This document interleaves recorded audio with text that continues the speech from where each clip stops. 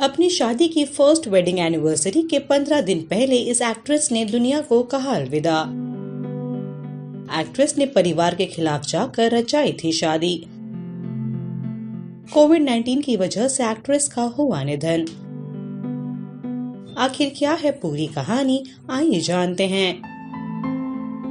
ये रिश्ता क्या कहलाता है फेम 34 वर्षीय टीवी एक्ट्रेस दिव्या भटनागर का सोमवार 7 दिसंबर की सुबह को निधन हो गया। उनके निधन का कारण कोविड-19 संक्रमण बताया जा रहा है। वो पिछले कुछ दिनों से अस्पताल में वेंटिलेटर पर थी। इसी महीने उनकी शादी की पहली सालगिरह भी थी। पिछले साल 2019 में ही दिव्या की बॉयफ्रेंड गगन के साथ शादी हुई थी। दोनों ने एक दूसरे को 5 साल तक डेट किया था। लंबे समय तक रिलेशनशिप में रहने के बाद दोनों ने 7 फेरे लिए थे। चर्चा थी कि दिव्या ने परिवार की मंजूरी के बिना गगन से शादी रचाई थी। उन्होंने मुंबई के गुरुद्वारा में फैमिली की गैर मौजूदगी में ही शादी की। उनकी शादी में सिर्फ कपल के करीबी दोस्त ही शामिल हुए थे। दरअसल दिव्या और गगन दोनों अलग अलग समुदाय से ताल्लुक रखते थे, जिसकी वजह से दोनों के परिवार वाले उनकी शादी के खिलाफ थे।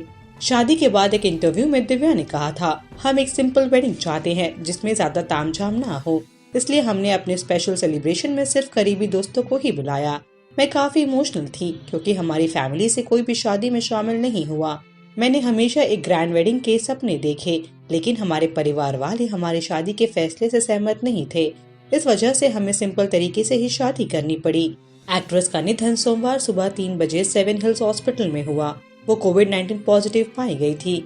वो हाई ब्लड प्रेशर की मरीज थी और लगभग एक हफ्ते से वो वेंटिलेटर के सहारे जिंदगी से जंग लड़ रही थी। बीते दिनों उनके परिवार वालों ने दिव्या की खराब तबीयत की जानकारी दी थी। उन्होंने दिव्या के पति गगन पर भी गंभीर आरोप लगाए थे।